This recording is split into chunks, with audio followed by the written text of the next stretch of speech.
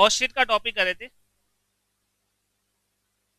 तो cost sheet में मैंने आपको बताया था कि एक स्टेटमेंट है जहां पे हम हमारी टोटल कॉस्ट कैलकुलेट करते हैं और स्टेप बाय स्टेप बहुत सारे अलग अलग टाइप के एक्सपेंसेस ऐड अप करते हैं। सबसे पहला खर्चा था डायरेक्ट मटेरियल कंज्यूम, मतलब आपने फिनिश गुड बनाने के लिए कितना रॉ मटेरियल यूज किया। देन वेजेस के खर्चे और डायरेक्ट एक्सपेंस, तीनों का टोटल क्या बना, direct material, direct wages, direct expense, total क्या बना, prime cost. Then prime cost में हमने क्या एडअप किया, फैक्ट्री ओवरहेड, तो टोटल बना ग्रॉस फैक्ट्री कॉस्ट। और उसके बाद ओपनिंग और क्लोजिंग डब्ल्यूआईपी को एडजस्ट करते हैं तो नेट फैक्ट्री कॉस्ट। वैसे हमने कल फैक्ट्री ओवरहेड तक का टॉपिक समझा था। कल की क्लास में मैंने आपको समझाया था कि जो फैक्ट्री ओवरहेड होते हैं ये या तो आपको एक्चुअल गिवन होंगे तो एज इट इज कॉस्ट में एडअप हो जाते हैं, लेकिन कभी कभी ये एक्चुअल गिवन नहीं होते, तो ऐसे केसेस में आपको एस्टिमेशन करना पड़ता है। और एस्टिमेशन के लिए कोई भी बेस क्वेश्चन खुद बता देगा कि आपको मटेरियल का 20% ओवरहेड मानना है, लेबर का 40% मानना है, प्राइम कॉस्ट का 70% मानना है।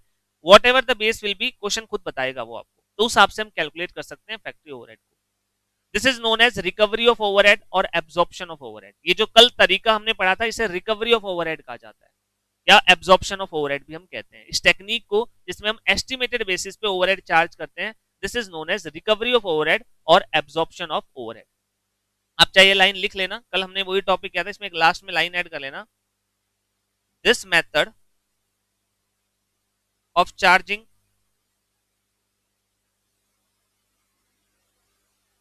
Factory overhead on estimated basis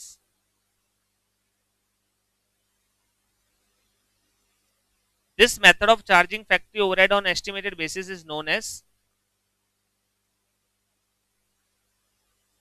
absorption of overhead. This method of charging factory overhead on estimated basis is known as absorption of overhead या स्लैश लगा के रिकवरी ऑफ ओवरहेड। कल मैंने जो लास्ट एग्जांपल करवाया था उसमें मैंने आपको अलग अलग बेस दिए थे कि वेजेस का 50% ओवरहेड मानो या मटेरियल का 20% ओवरहेड मानो या प्राइम कॉस्ट का सर्टेन परसेंटेज मानो, तो ऐसे बहुत सारे अलग अलग तरीके हो सकते हैं। This method of charging overhead is known as absorption of overhead और रिकवरी ऑफ ओवरहेड। क्या, हाँ absorption, ABSORPTION, absorption of overhead और recovery of overhead.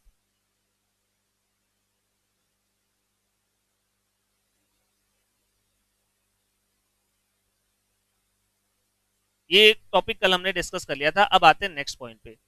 Cost sheet में फैक्ट्री ओवरहेड ऐड करने के बाद ग्रॉस फैक्ट्री कॉस्ट आता है और उसके बाद ओपनिंग और क्लोजिंग डब्ल्यूआईपी। अब आप एक काम करो, ओपनिंग क्लोजिंग डब्ल्यूआईपी के दोनों के सामने नोट नंबर 5 लिख लो। 4 नोट नंबर हम ऑलरेडी डिस्कस कर चुके हैं। एक्चुअल में जो हम ये एग्जांपल कर रहे हैं अलग अलग पॉइंट समझ रहे हैं ना, जब आप ये सारे पॉइंट कर चुके हो आपको पता चलेगा आपका चैप्टर ऑलमोस्ट हो गया है। उसके बाद सिर्फ प्रैक्टिस करनी रह जाएगी, बहुत आसान रह जाता है फिर ये चैप्टर। इसलिए हम अभी एक एक चीज को बारीकी से समझ रहे हैं। नोट नंबर टाइप 5 करो, work in progress. Fourth point हमने ओवरहेड का किया था, अब फिफ्थ पॉइंट है work in progress.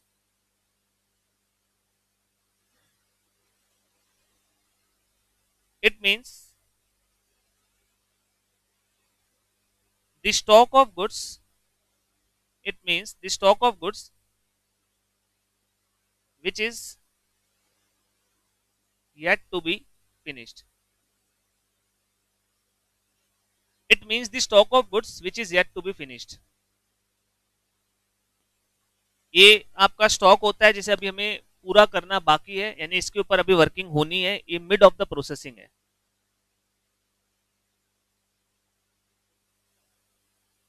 Values of opening and closing WIP will always be given in question। इसमें सॉल्व करने वाला कुछ नहीं है क्योंकि हमेशा क्वेश्चन आपको खुद लिख के बताएगा कि ओपनिंग WIP कितनी है, क्लोजिंग WIP कितनी है। अगर नहीं गिवन है तो ऑब्वियस आप 0 मान लोगे। तो values of opening and closing WIP will always be given in question. Question के अंदर पहले से लिखा हुआ होगा कि ये ओपनिंग है, ये क्लोजिंग है, तो इसमें समझाने वाला कुछ नहीं है। आप सबको पता है वर्क इन प्रोग्रेस क्या होता है। हम प्रोडक्शन कर रहे थे, डे एंड हुआ, तो ऐसा जरूरी नहीं है कि जो माल बना रहे थे वो फिनिश हो गया हो। कभी कभी वो माल अधूरा बाकी रह जाता है जिसके ऊपर हम अगले दिन आके या कुछ समय बाद प्रोसेसिंग करेंगे। तो फॉर द टाइम बिंग वो आधा अधूरा बना हुआ सामान वर्क इन प्रोग्रेस कहलाएगा। वैल्यूएशन हमेशा क्वेश्चन में गिवन होगी, तो आपको सिर्फ कॉस्ट शीट के अंदर पुट करनी है। तो जैसे ही ग्रॉस फैक्ट्री कॉस्ट में आप ओपनिंग WIP को प्लस करोगे और क्लोजिंग को लेस करोगे तो फिगर निकल के आता है नेट फैक्ट्री कॉस्ट। मैंने आपको दोनों का मीनिंग कल समझाया था कि ग्रॉस फैक्ट्री कॉस्ट और नेट फैक्ट्री कॉस्ट क्या होता है। एक बार फिर से रिपीट कर देता हूं। ग्रॉस फैक्ट्री कॉस्ट का मतलब है कि ड्यूरिंग द ईयर फैक्ट्री में कितने रुपए का खर्चा किया गया। ग्रॉस फैक्ट्री कॉस्ट मतलब फैक्ट्री की लागत, उसमें डायरेक्ट खर्चे भी आ गए और इनडायरेक्ट खर्चे भी आ गए। लेकिन जरूरी नहीं है कि लागत लगाने के बाद माल बन के ही निकलेगा, जरूरी नहीं है कि सारा माल तैयार हो गया हो। तो हमें यह देखना है कितना तैयार हो गया। तो हमने ओपनिंग WIP को ऐड कर दिया, बिकॉज ये पिछले साल का अधूरा सामान है, इस साल तो पूरा कर ही दिया होगा इसलिए प्लस कर दिया। और क्लोजिंग जो पूरा नहीं हो पाया उसको माइनस कर दिया। नेट फिगर आया आपका नेट फैक्ट्री कॉस्ट, जिसका मतलब होता है फैक्ट्री में कुल कितने रुपए का माल बना, यानी कि एक कंप्लीटेड गुड्स की कॉस्ट होती है फैक्ट्री की। जो फैक्ट्री में माल बना है, जो कंप्लीट हो गया, तैयार हो गया, उसकी लागत फैक्ट्री में कितनी आई, that is net factory cost. तो यहां तक हमारा पॉइंट पूरा हो गया। अभी मैं इसका कोई क्वेश्चन ऐड नहीं कर रहा, नेक्स्ट पॉइंट और समझते हैं फिर आगे ऐड करेंगे। अब लिखो नोट नंबर 6, स्पेशल आइटम के सामने लिख देना। मैंने आपको कॉस्ट शीट में एक हेडिंग बनवाई होगी स्पेशल आइटम, उसके सामने लिख लेना note number 6, special item note number 6। हम देख रहे हैं कि माल बनाने के लागत, मान बनाने का क्या खर्चा आता है। तो यूजुअली तो सारा माल फैक्ट्री में ही बनता है और फैक्ट्री में ही उसकी कॉस्ट आती है। बट 5 ऐसे आइटम है, 5 ऐसे आइटम है जो शायद फैक्ट्री के बाहर हो रहे हैं लेकिन प्रोडक्शन के लिए जरूरी है। और ये 5 आइटम भी आपको कॉस्ट के पार्ट के तौर पर कंसिडर करने चाहिए। 5 आइटम ऐसे, भले ही आइटम फैक्ट्री के बाहर हो या फैक्ट्री के अंदर हो, इन 5 को भी कंसिडर किया जाना चाहिए। उन्हीं को मैंने नाम दिया है स्पेशल आइटम। 5 स्पेशल आइटम कौन कौन से, वन बाय वन देखते हैं। Number 1 is primary packing. Primary packing, ये वर्ड शायद आपने पहले सुना हुआ होगा। Primary packing, packaging total 3 type की होती है। जो पैकेजिंग होती है, हम पैक करते हैं किसी भी प्रोडक्ट को, तो वो पैकिंग 3 टाइप की हो सकती है। कौन कौन सी? प्राइमरी, सेकेंडरी और ट्रांसपोर्ट। प्राइमरी पैकिंग कौन सी होती है? जो प्रोडक्ट को यूजेबल बनाने के लिए जरूरी है। सबके माइंड में एक एग्जांपल चल रहा होगा, कोलगेट की ट्यूब। यस और नो? सबके माइंड में ये चल रहा है, कॉमन एग्जांपल। तो क्या उस ट्यूब के बिना कोलगेट यूजेबल है? नहीं। तो यानी कि ट्यूब का जो खर्चा है वो प्राइमरी पैकिंग है, इसके बिना प्रोडक्ट यूजेबल ही नहीं बन पाएगा। That is known as primary packing. फिर आती है सेकेंडरी पैकिंग, जो ट्यूब के बाहर की जो गत्ते की जो पैकिंग होती है, जिस बॉक्स, छोटे बॉक्स में उसको डाला जाता है, क्या वो बॉक्स के बिना प्रोडक्ट यूजेबल था? ट्यूब में डाला हुआ है आपकी कोलगेट को, लेकिन उस बॉक्स में डाला, तो क्या वो बॉक्स के बिना भी प्रोडक्ट यूज हो सकता था? होता ही है। कौन सा बॉक्स संभाल के रखते हो? ट्यूब लेने के बाद बॉक्स को तो डस्टबिन में डालते हो। यस और नो? तो वो बॉक्स क्या बनेगा आपका? Secondary packing. सेकेंडरी पैकिंग का फिर पर्पस क्या हुआ? प्राइमरी को प्रोटेक्ट करना। यस, वो एडवर्टीजमेंट के लिए होती है। प्राइमरी पैकेजिंग पे ज्यादा लिखने की स्पेस नहीं होती, तभी सेकेंडरी पैकिंग बनाई जाती है जिसके ऊपर ज्यादा तरीके से एडवर्टीजमेंट की जा सके। तो सेकेंडरी पैकिंग का पर्पस एडवर्टीजमेंट है, ना कि प्राइमरी की प्रोटेक्शन। अगर प्रोटेक्शन वाली बात होती तो क्या तुम अपने घरों में डब्बे में डाल के रखते हो? हमेशा नहीं, लाते ही फेंक देते हो। प्रोटेक्शन का पर्पस नहीं होता, उसका पर्पस होता है advertisement. And number 3 is transportation packing. जो बड़े बड़े कार्टून होंगे जिसमें आप बहुत सारी ऐसी ट्यूब्स लेके जाओगे, इनका पर्पस क्या होता है? एज द नेम सजेस्ट, ये ट्रांसपोर्टेशन पर्पजेस के लिए होती है। तो 3 टाइप की पैकिंग, क्या तीनों का मतलब समझ में आया?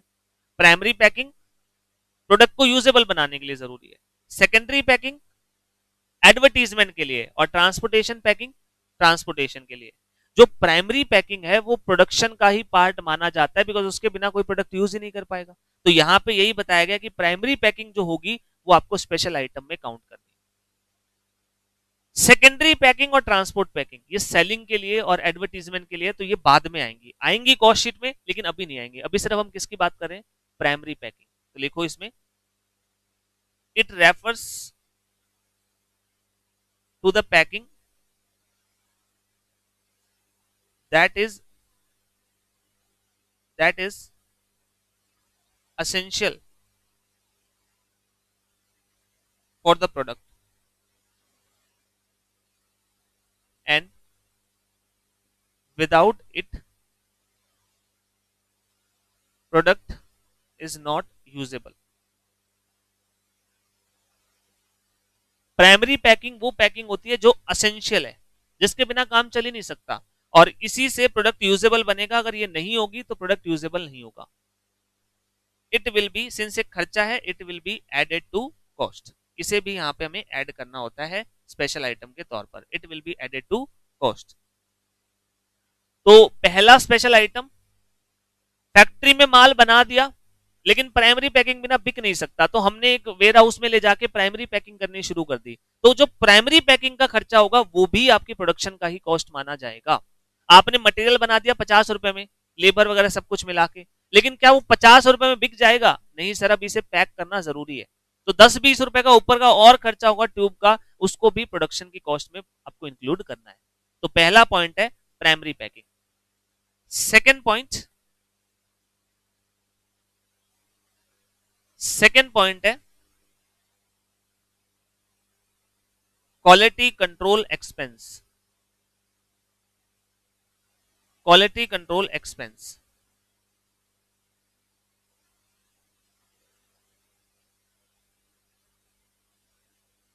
क्या हो गया? हाँ हाँ,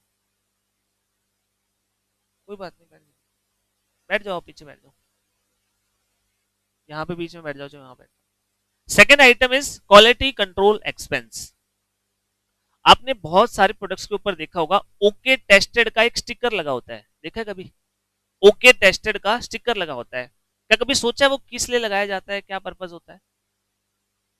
क्वालिटी टेस्टेड होता है। बेसिकली कंपनीज क्या करती है, बल्क मैन्युफैक्चरिंग करती है। मान लो ये माइक बने, एक साथ 1000 पीस बन गए। अब 1000 पीस बन गए तो कई बार इनमें मैन्युफैक्चरिंग डिफेक्ट रह जाता है। हो सकता है हमारी प्रोसेसिंग में 10% 2% मैन्युफैक्चरिंग डिफेक्ट है, तो 1000 में से 20 पीस में मैन्युफैक्चरिंग डिफेक्ट आएगा। अब सोचिए वो मैन्युफैक्चरिंग डिफेक्ट वाला प्रोडक्ट हमने अगर बिना चेक किए शिप दिया तो कस्टमर के पास पहुंच जाएगा।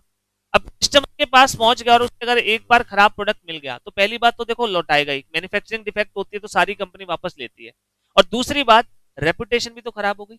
अभी आप खुद सोचो, कभी आपने कोई कंपनी का प्रोडक्ट खरीदा हो और पहली बार खरीदते ही वो खराब निकल गया हो, चाहे दुकानदार बदल के देने को तैयार हो, लेकिन माइंड में क्या हो गया, यार बिना काम के लफड़े हैं, ठीक ही नहीं निकलते, तो वो नेगेटिव इंपैक्ट क्रिएट करता है। तो कंपनीज कहती है भाई ये हमें सब नहीं चाहिए, माल तो वापस हमारे पास ही आएगा, फिर भी तो ठीक करना ही पड़ेगा।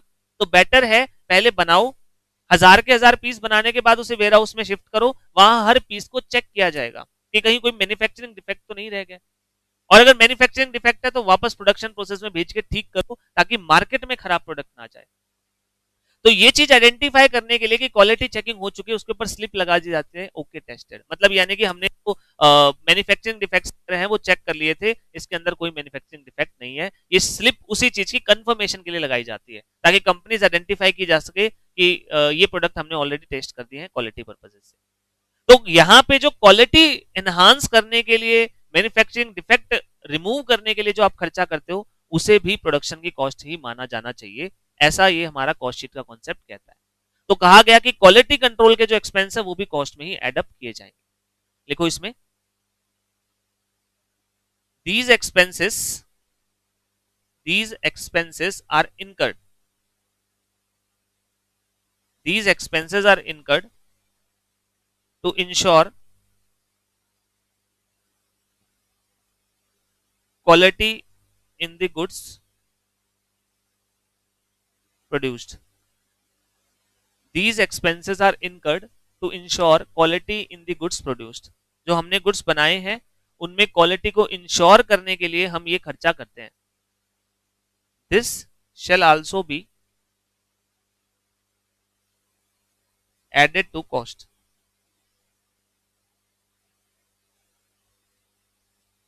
This shall also be added to cost. ये भी हमें कॉस्ट के अंदर ही इंक्लूड करने होते हैं. तो ये है हमारा सेकंड स्पेशल आइटम. पहला प्राइमरी पैकेजिंग का एक्सपेंस, दूसरा क्वालिटी कंट्रोल का expense, third research and development.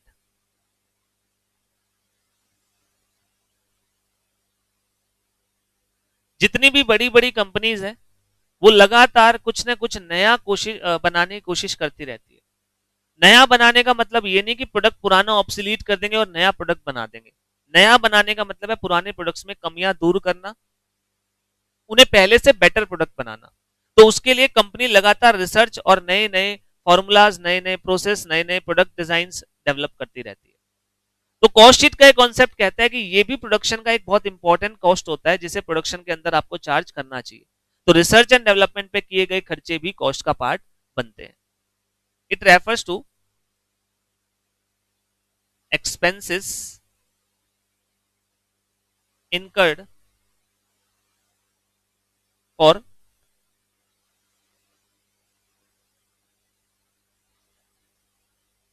designing and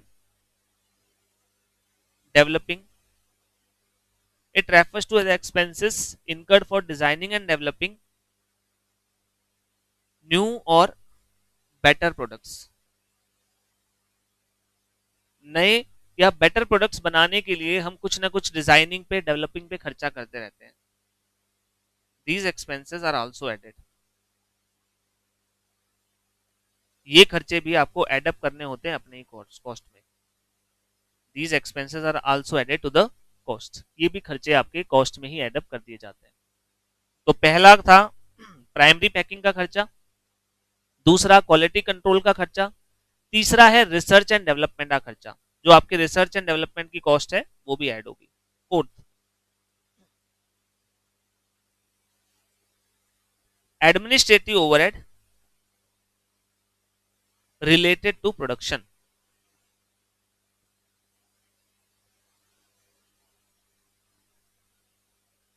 Administrative overhead related to production. हम बात कर रहे हैं माल को बनाने की लागत. हमारा जो ऑफिस होता है जहां पे क्लरिकल स्टाफ बैठा है, क्या कभी भी वो माल को बनाने के लिए काम करता है? जो ऑफिस में स्टाफ बैठा है क्या वो कभी माल को बनाने के लिए काम करता है? नहीं, उसका कोई काम नहीं होता. माल कौन बनाते हैं? जो फैक्ट्री में बैठे हैं. सेल्स वाले बेचने का काम करते हैं, फैक्ट्री वाले बनाने का काम करते हैं. तो ऑफिस वाले क्या करते हैं? ओवरऑल मैनेजमेंट, चीजों को मैनेज करना होता है उनको. बट कभी कभी क्या होता है, मान लो फैक्ट्री का सुपरवाइजर है, वो फैक्ट्री में चक्कर लगाता रहता है, उसे वर्कर्स को देखना होता है सही से काम कर रहे हैं या नहीं. बट वो दिन में अगर 2 घंटे 3 घंटे भी काम कर देगा उतना तो काफी है. तो बाकी 5-6 घंटे क्या सर उसे खाली बिठा के तनख्वाह दें?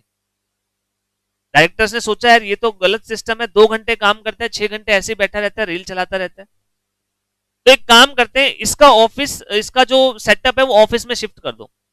उसे ऑफिस बिल्डिंग में बैठा दिया और उसके सामने सीसीटीवी कैमरा लगा दिए. अब उसे क्या करना है, और काम भी दे दिया गया ऑफिस का, और साथ में बीच बीच में आधे 1 घंटे के बाद थोड़ी देर सुपरविजन का काम भी करेगा.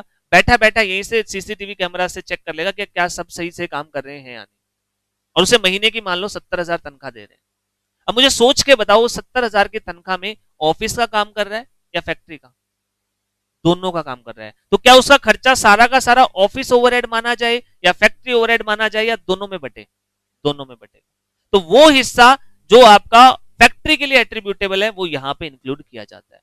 यानी ये वो खर्चे होते हैं, वैसे तो ऑफिस में लग रहे हैं लेकिन है किस पर्पजेस के लिए? प्रोडक्शन के लिए. तो उन्हें भी यहां पे हमें एडअप करना होता है. तो इसमें लिखो it refers to expenses incurred in office but they are related to factory. ये खर्चे वो होते हैं जो इनकर तो ऑफिस में होते हैं लेकिन होते हैं फैक्ट्री के लिए, प्रोडक्शन के लिए। तो these are also added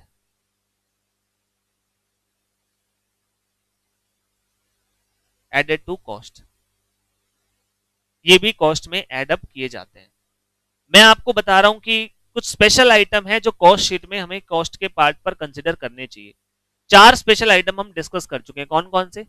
number 1, primary packaging, primary packing, not secondary और transport. Number 2, quality control expenses. Number 3, research and development. And number 4, administrative overhead related to production. अगर ओनली एडमिनिस्ट्रेटिव ओवरहेड लिखा हो तो वो यहां नहीं आएगा, हमें यहां सिर्फ कौन से खर्चे लेने होते हैं? एडमिनिस्ट्रेटिव ओवरहेड जो प्रोडक्शन के लिए किए जा रहे हैं। And last point is scrap. Last point is scrap. ये वर्ड पहले भी आया था एक बार, मैंने आपको बताया था कि हमें वेस्ट को माइनस करना होता है, स्क्रैप को नहीं करना होता। तो अब फाइनली हम समझते हैं कि स्क्रैप होता क्या है। देखो, 2 वर्ड यूज किए जाते हैं, सिर्फ सुनो, लिखना नहीं है, लिखना क्या मैं बता दूंगा। एक वर्ड होता है वेस्ट, एक होता है स्क्रैप। मैं समझाने के लिए ना, दोनों का मीनिंग समझाने के लिए एग्जांपल देता हूं, आपको अपने आप समझ में आ जाएगा दोनों में क्या फर्क है। एक हलवाई है, मिठाई बनाता है, मिठाई बना के बेचता है। बताना जरा हलवाई के लिए रॉ मटेरियल क्या क्या होगा? From the point of view of हलवाई, रॉ मटेरियल क्या क्या होगा? चीनी, दूध और मावा और मैदा, बेसन और घी और तेल। कैश? अच्छा कैश, मुझे लगा कैश, ये कौन सी मिठाई आ गई? लाइटर, लाइटर रॉ मटेरियल होगा? लाइटर कब से रॉ मटेरियल हो गया? कौन सी मिठाइयां बनाते हो तुम? सीमेंट? अच्छा, देखो, बेसिकली मैदा, घी, दूध, चीनी, देन आपके पास ऐसे ही ड्राई फ्रूट्स वगैरह, ये सब चीजें उसके लिए रॉ मटेरियल होंगी। मैं बात करता हूं मान लो स्पेसिफिकली घी की। ये घी लाएगा तो ये 15-15 किलो वाले बॉक्सेस लेके आता है, ठीक है?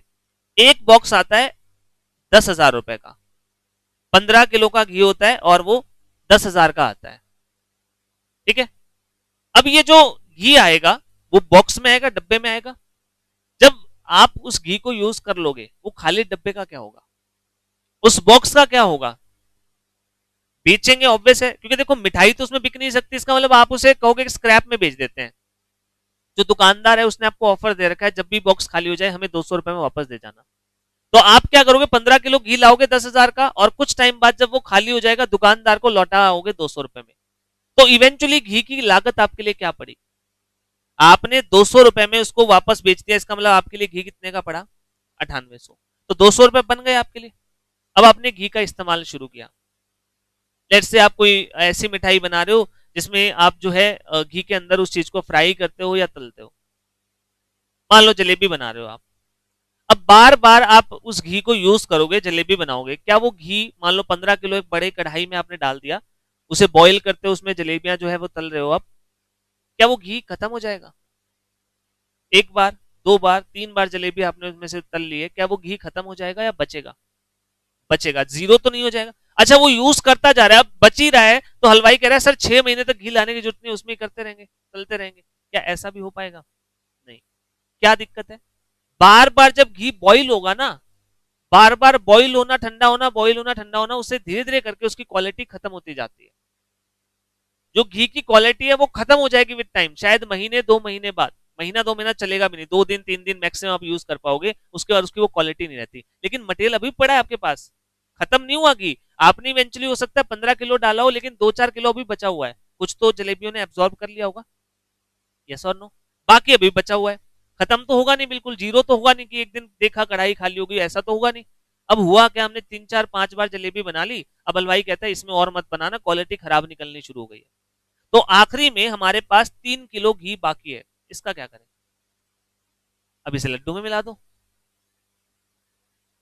हाँ या ना? नहीं। अब इस घी की कोई यूज नहीं है मिठाई बनाने में, तो एटलीस्ट, तो हमने क्या किया, हमने पास में एक मंदिर था, उनके साथ कांटेक्ट कर लिया। मंदिर वालों को दिए जलाने होते हैं, इस घी से मिठाई नहीं बन सकती, दिए तो जल जाएंगे, यस और नो? तो इस हलवाई ने क्या किया, उन मंदिर वालों को ये घी बेच दिया 200 रुपए किलो में।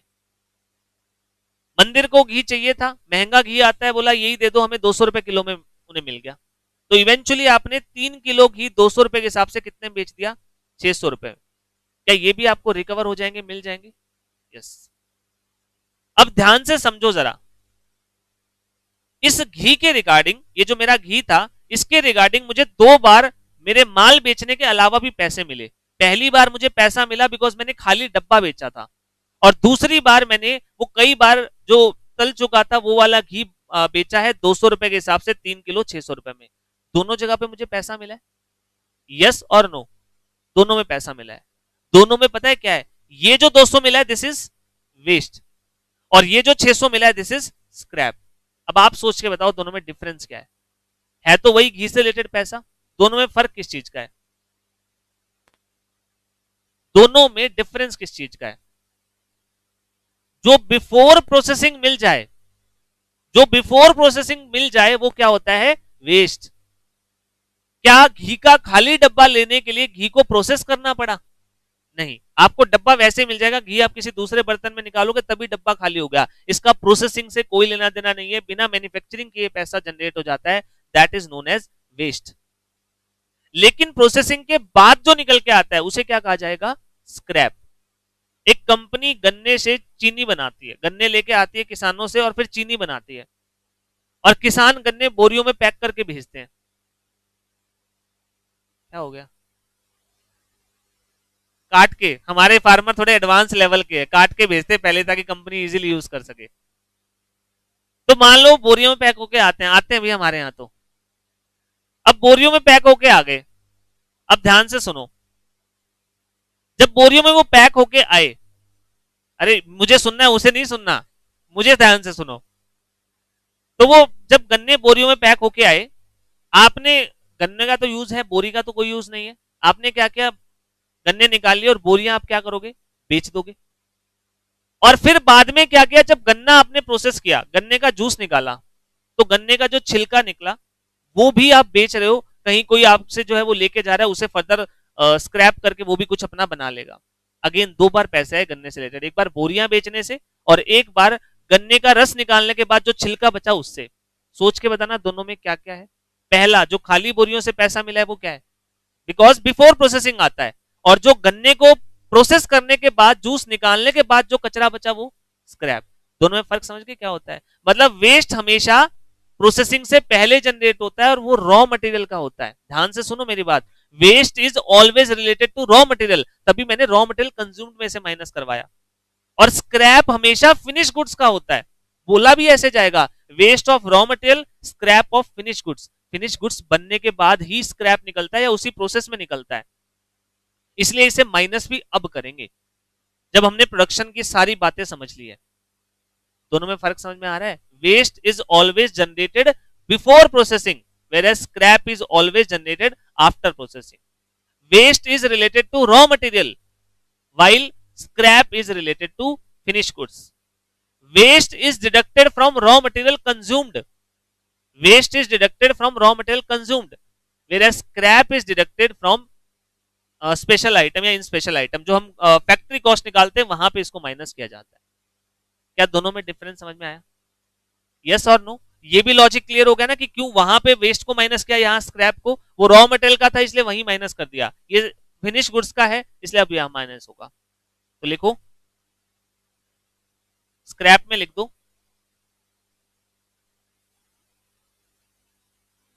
It refers to residual, it refers to residual generated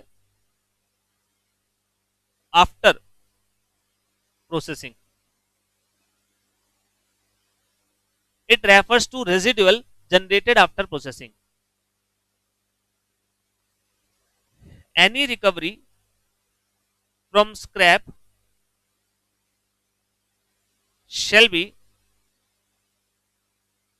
deducted from cost.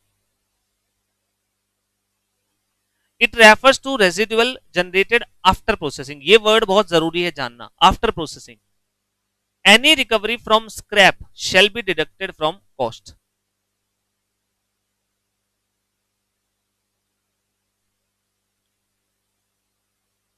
इसमें एक पॉइंट और लिख लेना, it is related to finished goods. ये हमेशा फिनिश गुड्स से रिलेटेड होता है, जबकि हमारा वेस्ट रॉ मटेरियल रिलेटेड होता है। अब क्वेश्चन में कैसे पता चलेगा? अगर क्वेश्चन में वेस्ट वर्ड यूज हुआ है तो, अगर क्वेश्चन में वेस्ट वर्ड यूज हुआ है तो क्या करोगे? रॉ मटेरियल में से माइनस। और अगर क्वेश्चन में स्क्रैप वर्ड यूज हुआ है तो फिनिश गुड्स, मतलब यहां पे जब हम माइनस कर रहे हैं। अच्छा, अगर मान लो क्वेश्चन ने बोला waste generated after processing, question ने लिख दिया वेस्ट जनरेटेड आफ्टर प्रोसेसिंग, क्या मानोगे? स्क्रैप। अब उसने लिख दिया है ना, जब आफ्टर प्रोसेसिंग है, वेस्ट वर्ड यूज कर देना काफी नहीं है, जब उसने खुद बोल ही दिया कि ये कब जनरेट हुआ है, प्रोसेसिंग के बाद। और अगर ये लिख दे तो कि स्क्रैप जनरेटेड बिफोर प्रोसेसिंग, तो वो वेस्ट है। तो मतलब मेन चीज, पहले तो वेस्ट या स्क्रैप इंडिविजुअल वर्ड है तो आप उसके बेसिस पे डिसीजन ले सकते हो, लेकिन कभी कभी पूरी स्टेटमेंट लिख देता है, तो फिर ये ध्यान रखना कि पूरी स्टेटमेंट का मीनिंग क्या निकल रहा है वो आपको जानना पड़ेगा। क्या ये क्लियर है? कितने स्पेशल आइटम डिस्कस किए हमने? 5। कौन कौन से थे? Number 1 primary packaging, number 2 quality control cost, number 3 research and development, number 4 administration overhead related to production, and number 5 scrap. 4 plus होंगे, 1 माइनस। अब लाइन बाय लाइन एक बार कॉस्ट शीट को रिवाइज करते हैं। सबसे पहला आइटम क्या था? Direct material consume. सारे बोलोगे क्योंकि आपको जितने बार रिपीट करोगे अपने आप ध्यान हो जाएगा। सबसे पहला आइटम डायरेक्ट मटेरियल कंज्यूम, यानी कि आपने कितना कच्चा माल यूज किया। फिर उसमें क्या एडअप होता है? डायरेक्ट वेजेस, मतलब लेबर से कितना काम करवाया उनके खर्चे, और प्लस डायरेक्ट एक्सपेंस। तो डायरेक्ट डायरेक्ट डायरेक्ट, तीनों डायरेक्ट का sum total prime cost. Prime cost में क्या किया? फैक्ट्री ओवरहेड एडअप, फिगर क्या आया? Gross factory cost. उसमें क्या किया? Opening WIP plus closing WIP less, तो क्या आ गया? Net factory cost. फिर उसमें क्या एडजस्ट किया? 5 स्पेशल आइटम, कौन कौन से? Primary packaging, quality control, research and development, office overhead related to production, and last is. इन पांचों को एडजस्ट करने के बाद फिगर आता है कॉस्ट ऑफ प्रोडक्शन, सही मायने में माल बनाने की लागत, एक्चुअल लागत जिसे आप कह सकते हो। This is cost of production. यहां तक कोई भी डाउट? चलो आज के लिए इतना ही। 1-2 दिन और लगेंगे, जस्ट हम एग्जाम्पल ही कर रहे हैं। उसके बाद चैप्टर में तो 3 दिन 4 दिन ही लगेंगे। एक बार एग्जाम्पल वाला पार्ट पूरा हो जाएगा ना, तो आपको खुद लगेगा एक क्वेश्चन तो बहुत आसान आसान से। ठीक है, तो आज के लिए बस इतना ही पढ़ के आना है। अब 2 दिन तो आपका वैसे भी ऑफ रहेगा, तो एक बार इसको पूरे को पढ़ लेना। ठीक है, बाकी आगे मंडे को कंटिन्यू करेंगे।